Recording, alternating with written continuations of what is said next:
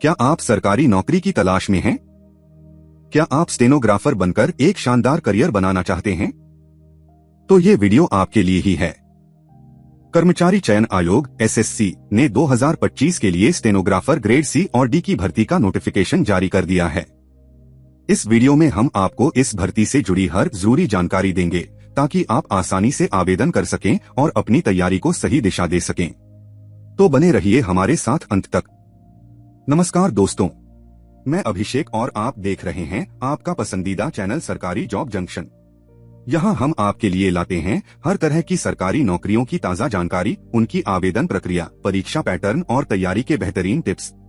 अगर आप भी सरकारी नौकरी पाने का सपना देखते हैं तो हमारे चैनल को अभी सब्सक्राइब कर लीजिए और बेल आइकन दबाना मत भूलिएगा ताकि कोई भी नई और महत्वपूर्ण अपडेट आपसे बिल्कुल भी मिस न हो।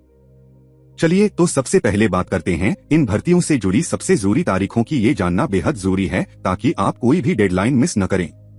दोस्तों, जैसा कि आप देख सकते हैं, नोटिफिकेशन 6 जून 2025 को ही आ चुका है और खुशखबरी ये है कि अप्लाई करना भी 6 जून 2025 से ही शुरू हो गया है।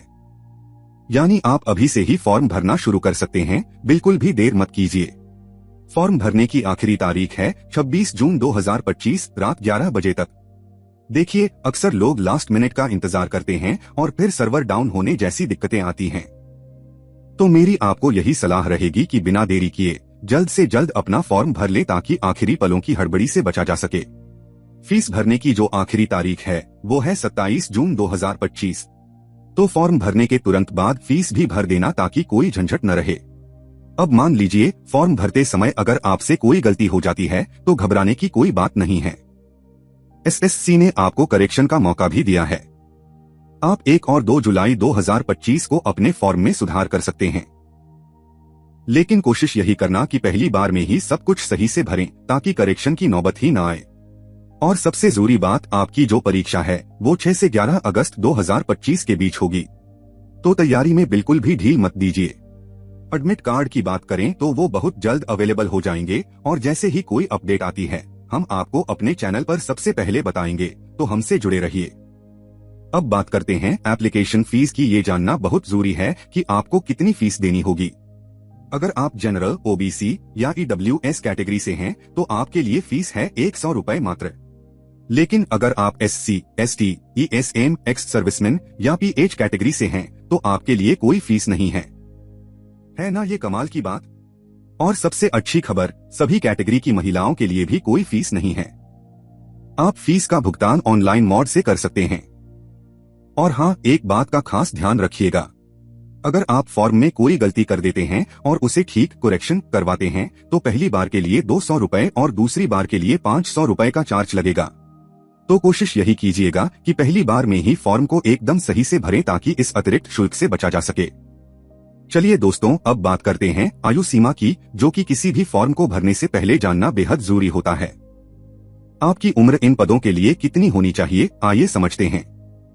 अगर आप स्टेनोग्राफर ग्रेड के लिए अप्लाई कर रहे हैं तो आपकी उम्र 18 से 30 साल के बीच होनी चाहिए। और अगर आप स्टेनोग्राफर ग्रेड के लिए आवेदन दे रहे हैं तो आपकी आयु 18 से 27 साल के बीच होनी चाहिए। एक बहुत ही महत्वपूर्ण बात का ध्यान रखिएगा, ये जो आयु सीमा है इसकी गणना 1 अगस्त 2025 तक की जाएगी। यानी 1 अगस्त 2025 को आपकी उम्र इन लिमिट्स के अंदर होनी चाहिए।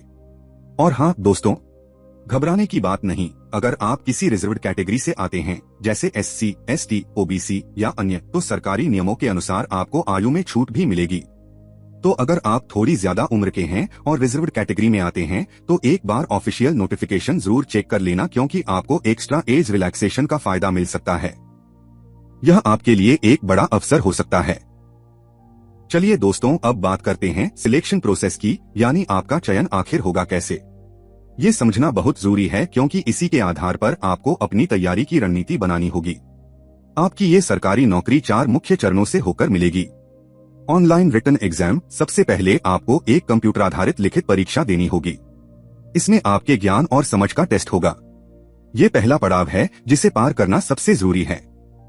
स्टेनोग्राफी स्किल टेस्ट, लिखित परीक्षा पास करने के बाद बारी आएगी आपकी असली स्किल दिखाने की, यानी आपकी स्टेनोग्राफी की। इस टेस्ट में आपको दी गई डिक्टेशन को सही स्पीड और एक्यूरेसी के साथ लिखना होगा और फिर उसे कंप्यूटर पर ट्रांसक्राइब करना होगा।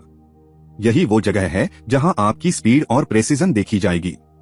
Document verification. अगर आप स्किल टेस्ट भी क्लियर कर लेते हैं तो अगला चरण होगा आपके डॉक्यूमेंट्स की जांच का। यहाँ आपके सारे सर्टिफिकेट्स, मार्कशीट्स और अन्य जरूरी दस्तावेजों को बारीकी से चेक किया जाएगा ताकि सब कुछ सही हो। Medical examination. और आखिर में आता है मेडिकल टेस्ट। इसमें आपकी शारीरिक फिटनेस की जांच की जाएगी, क्योंकि सरकारी नौकरी में फिट होना भी बहुत जरूरी है।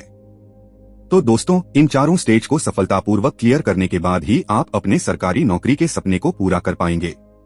हर स्टेज अपने आप में महत्वपूर्ण है, इसलिए सभी पर बराबर ध्यान देना होगा। चलिए अब बात करते हैं सबसे ज्यादा क्यूरियोसिटी वाले सेक्शन की कितनी वैकेंसी हैं। दोस्तों, अगर कुल पद ग्रैंड टोटल की बात करें तो अभी तक 261 पोस्ट्स टेंटेटिव बताई गई हैं। टेंटेटिव का मतलब है कि ये संख्या अभी अस्थायी है, इसमें थोड़ा बदलाव हो सकता है। आप सोच रहे होंगे कि स्टेनोग्राफर ग्रेड सी और स्टेनोग्राफर ग्रेड डी के लिए अलग अलग कितने पद हैं। तो देखिए, अभी तक एसएससी ने ग्रेड सी और ग्रेड डी के लिए अलग अलग वैकेंसी नंबर्स जारी नहीं किए हैं। लेकिन चिंता मत कीजिए, ये जानकारी जल्द ही अपडेट हो जाएगी। मेरी आपको यही सलाह है कि आप ऑफिशियल नोटिफिकेशन को समय समय पर चेक करते रहें। और हाँ, आप हमारे चैनल सरकारी जॉब जंक्शन से जुड़े रहिए। जैसे ही ये नंबर्स अपडेट होंगे, हम आपको सबसे पहले इसकी जानकारी देंगे ताकि आप अपनी प्राथमिकता के हिसाब से तैयारी कर सकें। तो दोस्तों, अब हम आ पहुंचे हैं उस सेक्शन पर जो आपकी तैयारी की दिशा तय करेगा, यानी लिखित परीक्षा का पैटर्न। ये जानना बेहद जरूरी है, क्योंकि इसी के हिसाब से आपको अपनी पढ़ाई की रणनीति बनानी होगी। सबसे पहले आपका एग्जाम ऑनलाइन मोड में सीबीटी कंप्यूटर बेस्ड टेस्ट होगा। इसका मतलब है कि आपको कंप्यूटर पर बैठकर टेस्ट देना होगा, पेन पेपर वाला सिस्टम नहीं रहेगा। तो थोड़ी प्रैक्टिस अभी से ही कर लेना ताकि एग्जाम के दिन कोई दिक्कत न आए। अब सबसे जरूरी बात, जिसमें अक्सर कैंडिडेट गलती कर जाते हैं दोस्तों, इस एग्जाम में नेगेटिव मार्किंग भी है। जी हाँ, हर गलत जवाब पर आपका 1/4 नंबर कट जाएगा। तो इसका खास ध्यान रखिएगा। तुक्का लगाने से पहले 2 बार सोचना, क्योंकि गलत जवाब आपको भारी पड़ सकता है। सोच समझकर ही जवाब दीजिएगा।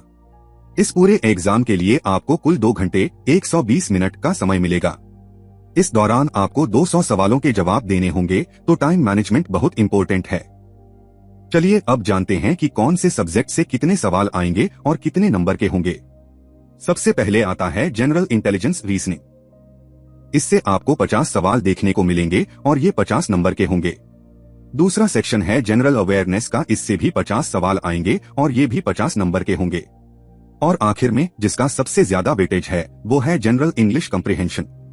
दोस्तों, इससे आपको 100 सवाल मिलेंगे और ये अकेले 100 नंबर का सेक्शन है, यानी कुल मिलाकर आपके सामने 200 सवाल होंगे और ये पूरा पेपर 200 नंबर का होगा। तो जैसा कि आप देख सकते हैं, जनरल इंग्लिश कॉम्प्रिहेंशन पर आपको खास ध्यान देना होगा, क्योंकि ये अकेला सेक्शन पूरे आधे नंबर कवर कर रहा है। अपनी तैयारी में इसे प्राथमिकता जरूर दें। और हाँ दोस्तों, अब बात करते हैं उस चीज की जिसके लिए हम सब इतनी मेहनत करते हैं, यानी मासिक वेतन, मंथली पे। ये एक बहुत ही इम्पोर्टेंट फैक्टर है किसी भी जॉब को चुनने में। इस शानदार सरकारी नौकरी में आपको 9,300 रुपए से लेकर 34,800 रुपए तक की मासिक सैलरी मिल सकती है। ये एक बहुत ही अट्रैक्टिव पे स्केल है, खासकर उन लोगों के लिए जो 12वीं पास हैं और सरकारी नौकरी की तलाश में हैं। और इससे भी अच्छी बात यह है कि ये एक परमानेंट जॉब है। जी हाँ, एक बार आप इसमें लग गए तो आपकी लाइफ सेट है। आपको जॉब सिक्योरिटी मिलेगी और एक स्थिर करियर पाथ मिलेगा। तो दोस्तों, इतनी अच्छी सैलरी और परमानेंट जॉब के लिए थोड़ी मेहनत तो बनती है ना? तो दोस्तों, ये थी एसएससी स्टेनोग्राफर रिक्रूटमेंट 2025 की पूरी जानकारी।